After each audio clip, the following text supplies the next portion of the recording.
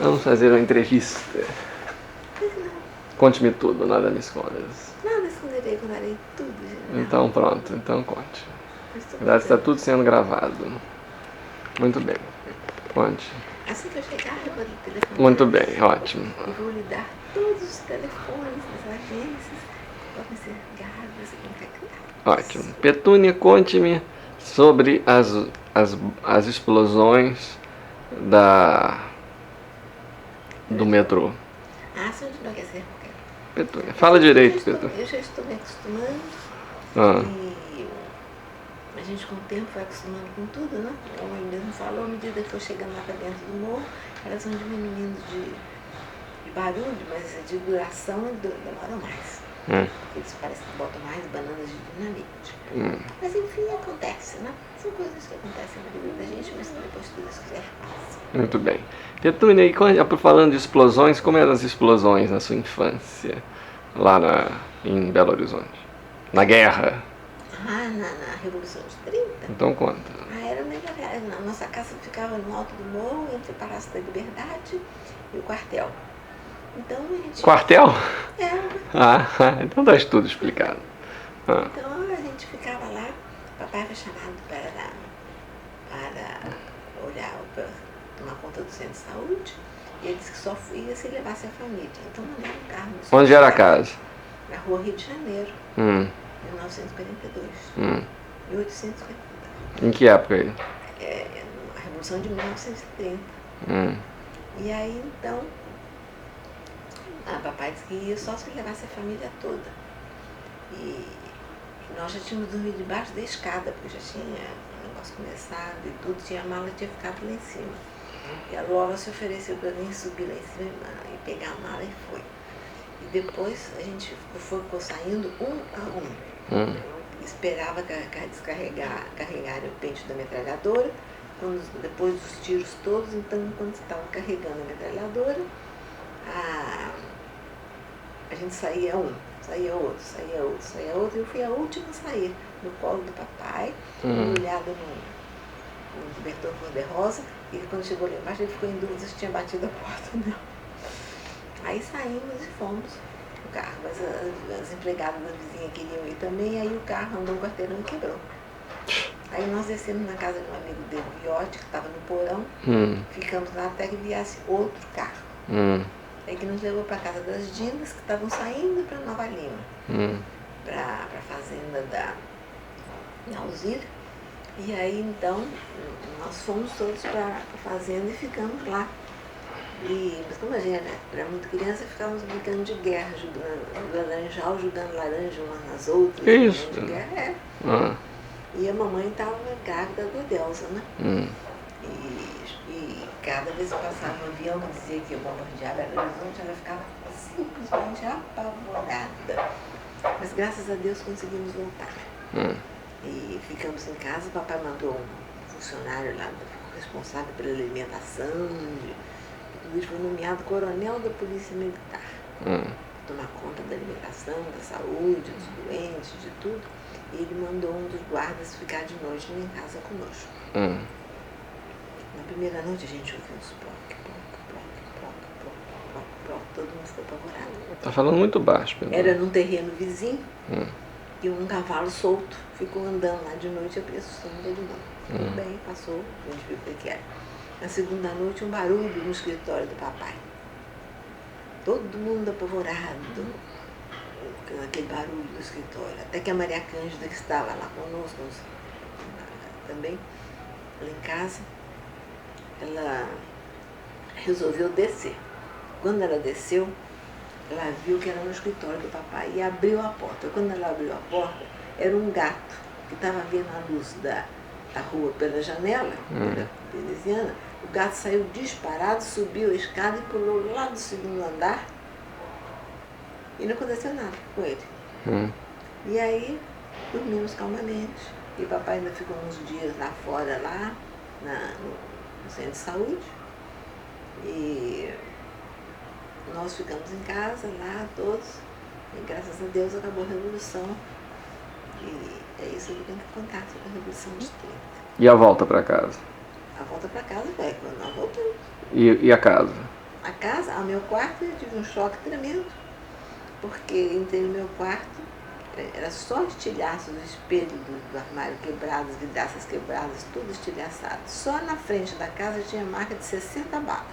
E houve um caso muito curioso, que uma das balas entrou pela sala de visitas, atravessou a porta que dividia as duas salas, bateu numa cadeira, entrou dentro da cristaleira e se alojou na bandeja de talheres. A bala foi achada lá. Mamãe guardou a bala durante muitos anos, acho que não existe até essa bala. Foi o fato mais curioso que teve. E eu morria de medo de subir sozinha para cá, lá para o segundo andar. Né? Aí então, até já estava aqui no Rio, moça e tudo, quando na hora que tinha que subir para o quarto, a Dete subia comigo. Eu não subia de noite sozinha, com medo que eu fiquei com o. Mas graças a Deus tudo passou e não aconteceu nada. Então a Petúnia tinha 7 anos. Tinha 7 anos. E aí veio para o Rio com que idade? 11 anos. Até isso ainda estava traumatizada. Subir lá no escuro. E o Fernando Sabino? O Fernando Sabino foi meu namorado quando nós estávamos na 4ª série do grupo escolar Afonso Pena, que era o melhor grupo de lá. E nós éramos rivais no colégio, na escola. Porque às vezes, um mês eu tirava 10, era o primeiro lugar, no outro mês ele tirava o primeiro lugar, no mês eu tirava o primeiro lugar, no outro mês eu tirava o segundo lugar. Quando chegava de tarde, a Nancy, que morava ali perto, a Nancy Bernardino, que morava na outra esquina, lá em cima da Rua Gonçalves Dias, descia, me chamava para passear e a gente ia para a esquina conversar com o Fernando. E fiz esse namorinho. E o namoro durou quanto tempo? No 4º ano de colégio, porque depois eu fui para o colégio Sacré-Cœur de Marie, aí não tinha mais namoro. Por quê? Não, acabou por acabar, né? Ele foi fazer acabamos o curso primário e ele foi naturalmente para um outro colégio e eu fui para o colégio Sacré-Cœur de Marie, que era de freiras, e a Conceição me levava no ponto de bonde, tinha um bonde especial que levava até a floresta e na floresta onde descia a boiada. A boiada, então, às vezes, quando o bonde chegava, a boiada estava descendo, tinha que descer a cortina dos bondes todos, esperar a boiada passar. E depois, então, a gente entrava no colégio. Eu tive um ano lá no Sacré-Cœur de Marie. E depois, então, entrei para... Depois viemos aqui para o Rio e eu vim para o Sacré-Cœur de Jesus. E a vinda para o Rio foi para morar onde? Primeiro, passamos uns tempos na Rua Machado de Assis. Tinha um hotel. Onde é isso? No Flamengo, ali que dava lá no Machado. Olhamos lá na Machado de Assis, até que o papai arranjou a casa de Alexandre Ferreira 8, alugou da Dona Marieta, e moramos lá 18 anos. Depois mudamos para Alexandre Ferreira 180, que virou 220. E depois fomos para Vitória da Costa, 303, e depois eu fui parar no Miguel Lemes, 89 de 105, que está às suas ordens. E a gravação do disco da Petúnia, na Rádio MEC? Foi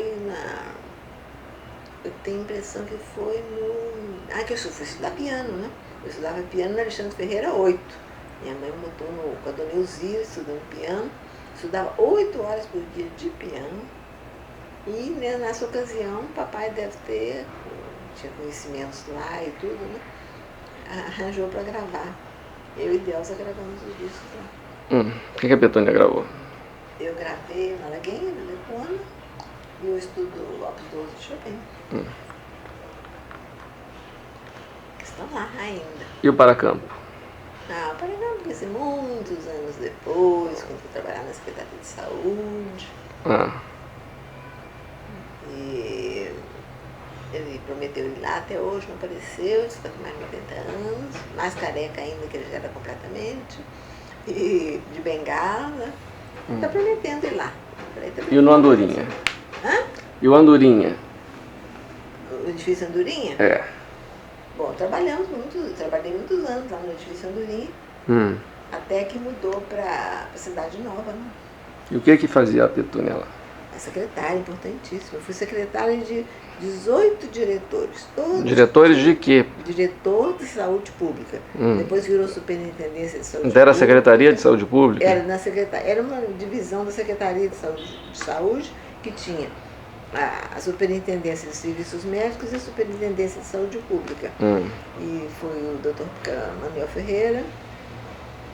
Eu tive 18 diretores lá, desde o princípio, que era o Departamento de Higiene da Secretaria de Saúde. E foram 18 diretores, foram ótimos.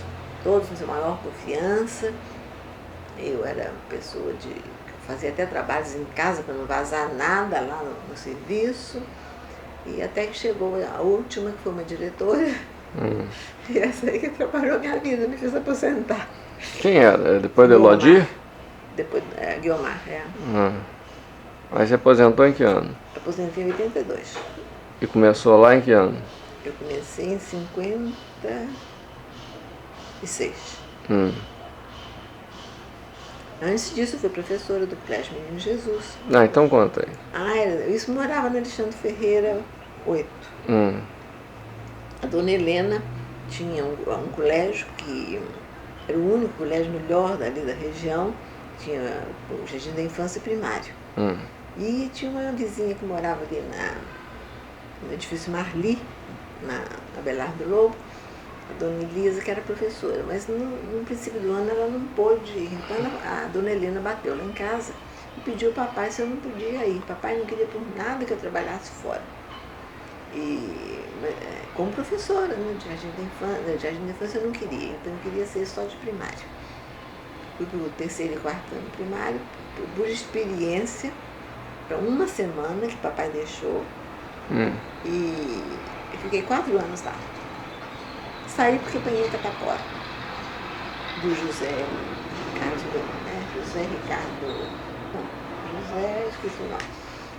Moretson. E Ricardo era o irmão. E o José Moretson me passou, porque mandava os cadernos para lá e eu naturalmente pegava aqueles cadernos infectados e peguei a catapora.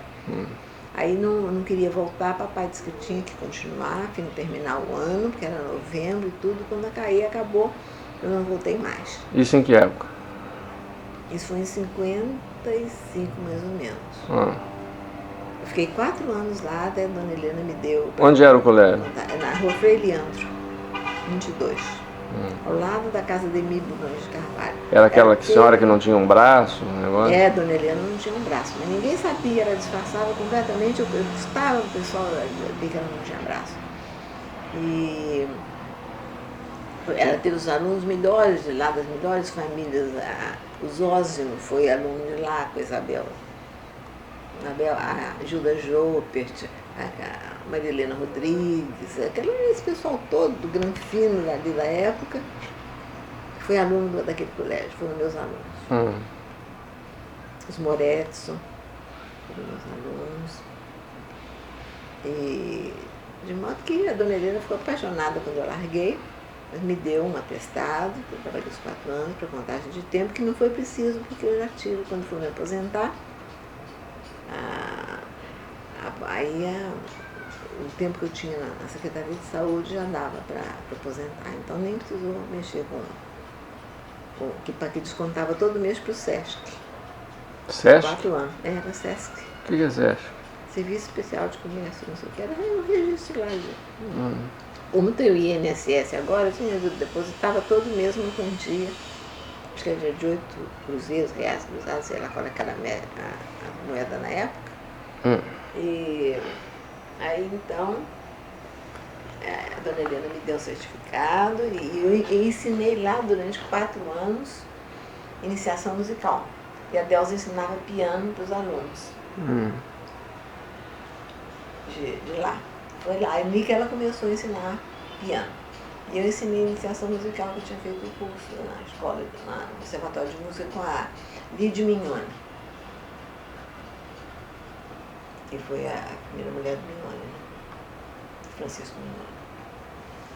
E ensinei, e no fim do ano fazia aquelas festas de terminação de ano, e em junho também, antes de começar as festas, a gente organizava aqueles programas, os alunos todos participavam, tinha uma professora de dança também. Era iniciação musical, dança, piano, a responsabilidade da Delza. De modo que eu fiquei assim, depois fui trabalhar, minha vida mudou completamente, né? E aí foi trabalhar quando? Fui trabalhar em 56. Mas como é que quem conseguiu isso? Foi o prefeito, quem era prefeito naquela ocasião, eu tenho a impressão que era o Salessa. Mamãe pediu ao Carlos Sá, que era cunhado dele, ele me arranjou um lugar lá, o prefeito Salessa. Ele me botou lá na Secretaria de Saúde para subir morro, para ser assistente social, não sei o quê. E aí, mas papai encontrou com o Aristides Pajamê e disse, não, absolutamente, sua filha vai ficar no gabinete, que ele tinha acabado de ser diretor lá no Departamento de Higiene. Aí me apresentou o Dr. Carlos Marques Dias, foi um ótimo diretor, foi o meu primeiro diretor. Não, primeiro foi o Nascentes Coelho, depois foi o Marques Dias. Nascentes foi pouco tempo. E tive 18 diretores. Cada um de um jeito. E tudo foi sempre no Andorinha lá? Não, foi em diversos lugares. Era na Graça Aranha. Eu comecei trabalhando ali na Graça Aranha, esquina de Almirante Barroso. Onde hoje tem um banco ali embaixo, era um outro banco qualquer. Era o edifício do Clube Militar. Ali nós trabalhamos muitos anos. Trabalhei no 5º andar, trabalhei no 7º andar, trabalhei no 9º andar, trabalhei no 12º, com o Dr. Manuel Ferreira, lá no 12º, quando criou a Superintendência de Saúde Pública. Depois voltamos, acho que para o 5º andar, mas o secretário Guilherme Romano tinha um amigo que tinha uma casa na rua Joaquim Silva, em plena Lapa. E fez a mudança num dia de pagamento que o pagador ia com a mala e o outro com a metralhadora, cada um recebia o seu envelope com o seu ordenado no próprio local de trabalho. E depois é que acabou isso, depois que inventaram passar para o banco. Aí fomos para a rua Joaquim Silva, que era um lugar horroroso, plena Lapa. Muita gente deixou de trabalhar, porque quando passava pelas casas ali, eu subia aquela rua da Cecília Meirelles, e os homens puxavam as funcionárias pelo braço, falavam coisas, aí o Messias, foi o diretor José Messias do Carmo, muito religioso, muito católico, disse que ali não era lugar para ficar, e arranjou para mudar, para trabalhar na Rua México. Trabalhamos um certo tempo ali na Rua México, e depois voltamos outra vez para Graça Aranha. Tivemos muitos anos em Graça Aranha, ali, no Castrano.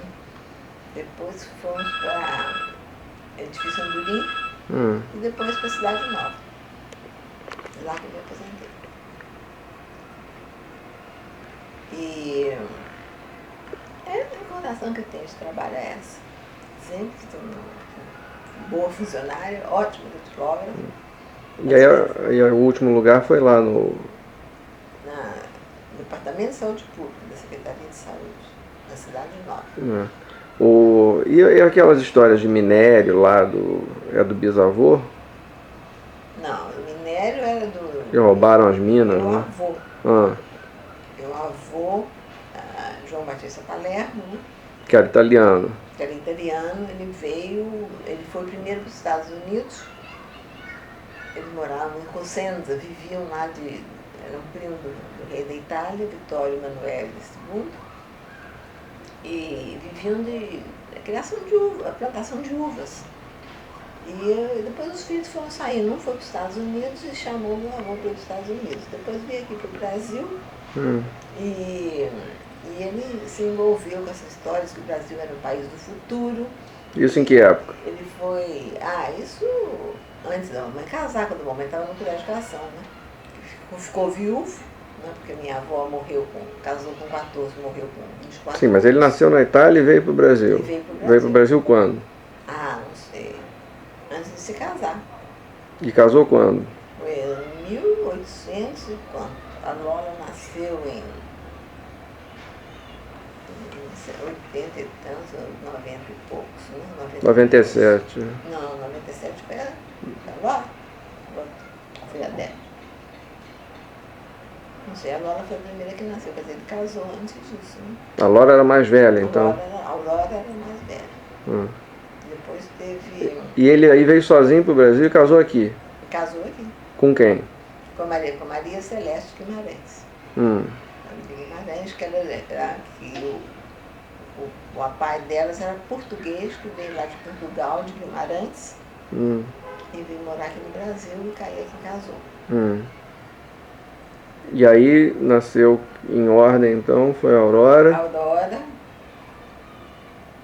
Áurea, Aurete, Hamilton, Armandinho e a Aurelina, que só viveu 6 meses. A mãe até criou. Ela só viveu 6 meses. Que morreu de quê? Não sei, naquele tempo, morreu com 6 meses, não sei dizer. Minha mãe não falou. E aí foram todos. O Armandinho morreu com 10 anos, era uma inteligência brilhante, diz que ele subia numa cadeira, fazia discurso, meu avô tinha um grande orgulho dele. E morreu de quê? Morreu de tétano, porque ele caiu, ele e o Hamilton foram para o colégio de meninos.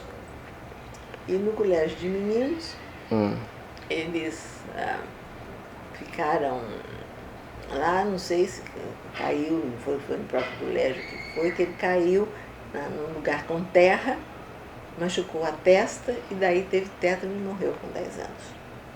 E a mamãe,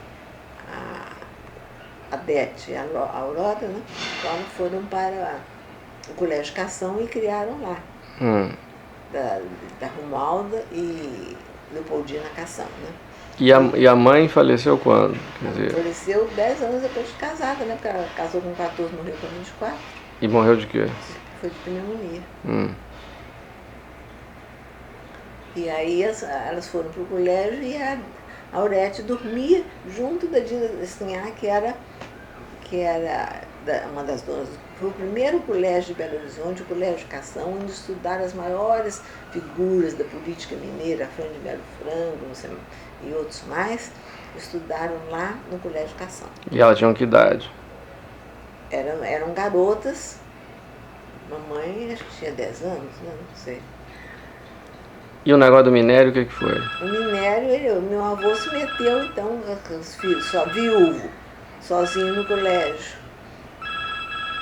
E sozinho no colégio, as filhas no colégio, os meninos no outro colégio. Ele foi se embrenhando se interessando com isso, e ligou com o Matarazzo, com Dona Bela, com outros importantes na época, que estavam como minerador, e foi um verdadeiro bandeirante, descobrindo pedras preciosas, e que ele botava no navio, de vez em quando, botava as pedras no navio, e levava para vender na Alemanha. E inclusive tinha a parte do Vale do Rio Doce, toda era dele. Isso tudo em Minas? Tudo em Minas. O Vale do Rio Doce era em Minas. E aí? Aí o Getúlio não deixava exportar o aço. Era proibido, ficou tudo lá parado. No ano seguinte, que o meu avô morreu, o Getúlio liberou a exportação do aço pelo Porto de Vitória. E aí o Vale do Rio Doce conseguiu a se desenvolver. E por que teve a confusão que não teve? Ninguém ficou com dinheiro, que perdeu as minas, perdeu tudo? Por quê? Porque disseram que era uso capião e as pessoas tomavam conta Era tanta fazenda, era tanta coisa que ele tinha, que as pessoas tomavam conta. E teve uma vez que ele foi com o Hamilton lá na casa lá numa das fazendas, e foi recebido lá com espingarda. Se voltasse lá, ele seria morto. Mas não tinha um documento, não tinha papel, não tinha nada? Não tinha, era tudo era com um fio um fio de barba valia como uma assinatura, né? E acabou perdendo tudo por uso capião. E os sócios? Alguém deve ter roubado também. Bom, os sócios, não sei, os sócios ficaram muito bem, o Matarazzo ficou muito bem, o Dona Bela ficou muito bem, né? E outros, que não me lembro mais o nome. Lembro desses. Martinelli, todos esses eram sócios. E não sobrou nada disso? Não sobrou nada. Até o fim, a Milton foi tentar ver se ele conseguia abrir o inventário e tudo, mas não podia, porque já era tudo uso capião. ele tinha passado mais de 20 anos sem pagar impostos sobre as terras, sem nada, e ficou por isso mesmo. E ele faleceu quando? Meu avô faleceu em 1934. 1934. Em 1935 nós viemos aqui para o Rio. Mas elas ainda estavam no colégio? Ah, não, ele já tinha casado. Casou no colégio. A mamãe casou no colégio. E ele ainda era vivo ainda? Ele era vivo, eu conheci, eu tinha 10 anos ainda, eu me lembro dele na Rua Rio de Janeiro. Depois ele veio morar aqui no Rio. Ah, é? Veio morar aqui no Rio, morava aqui no Estácio. Até quando eu passava para ir para a Cidade Nova, passava pela rua que ele morava, agora eu não me lembro o nome. E via uma casa verde, foi onde ele morou. E ele teve... E ele veio morar sozinho aqui? Ele veio morar sozinho aqui. E trabalhava em quê? Não me lembro bem qual era o serviço dele, não. Mas eu só sei que ele teve gangrena na perna e foi internado no Hospital Pedro Ernesto e acabou perdendo a perna, ficou apaixonado e lá morreu. E a mamãe ficou horrorizada, nunca mais foi a cemitério, nunca mais foi a missa, nunca mais foi sétimo dia, essas coisas todas. A mamãe nunca mais sabia, porque ela nunca mais acompanhou ninguém. Então ele foi no casamento dos dois? Foi, as Dindas, quer dizer, Móbica e Sinhá, fizeram o casamento da mamãe lá no colégio, porque papai era professor de matemática no colégio. Então conheceu ela lá? Conheceu ela lá. Com quantos anos? Ah, não me lembro. E conheceu ela lá, foi professor de matemática da Estherzinha, diz que a Estherzinha Ramalho... Mas não tinha um negócio que ela era menor de idade, ele ficou de voltar depois, quando ela fosse maior de idade? Isso eu não me lembro desse detalhe. Não tinha isso, prometeu voltar para casar depois? Não, voltar para casar depois que se formasse. Eles foram colegas de odontologia. A mamãe queria fazer farmácia, mas a Aurete quis Ele ensinava no colégio, matemática? Ensinava matemática. Agora a mamãe e a eram alunas do colégio? Eram alunas do colégio, professoras. Depois que acabaram de alunas, continuaram morando no colégio como professoras. A mamãe era professora de francês, a Aurete era professora de geografia, a Aurora era professora de trabalhos manuais, e a mamãe casou no colégio, como chamava, irmãs Cação, naquelas donas do colégio Cação. E casou com que idade? A mamãe casou com que idade? Aí só fazendo a conta, né? Mas mais ou menos. Casada em 1922. Não casou em 1922 porque eu nasci em 23. E o casamento foi feito pelo padre Severino. Ah, é? Foi, o casamento foi feito pelo padre Severino, que é o padre da época lá em Belo Horizonte, que estava fazendo catequismo lá, né? E era missionário. Ele era brasileiro, não? Não, ele era holandês. E ele veio para cá como missionário. Então não chamava Severino? Severino, Severins, não sei o que. Eu tenho o nome dele escrito bom. E ele casou o papai e a mamãe. A mamãe teve, quando acabou o casamento, fizeram uma mesa lá, botaram uma toalha e tudo, o padre Severino fez o casamento. E a Dinda Sinhá só serviu um copinho, um cálicezinho de licor depois do casamento. Por isso que quando fizemos 50 anos de casados, eu e Delza fizemos questão de fazer tudo que ela não teve no casamento. Igreja enfeitada, festa, música, missa. Entrar como se fosse um casamento. Com 50 anos ela teve tudo que não tinha tido no casamento. Bom, mas aí casaram e ficaram morando lá em Belo Horizonte? Ficaram morando em Belo Horizonte. Mas ela saiu do colégio? Ela saiu do colégio. Papai foi para o interior. Papai era recém-formado em medicina e o Dr. Samuel Libani, que era o diretor de saúde pública, mandou para Queluz. Tanto que eu morei 1 ou 2 anos em Queluz.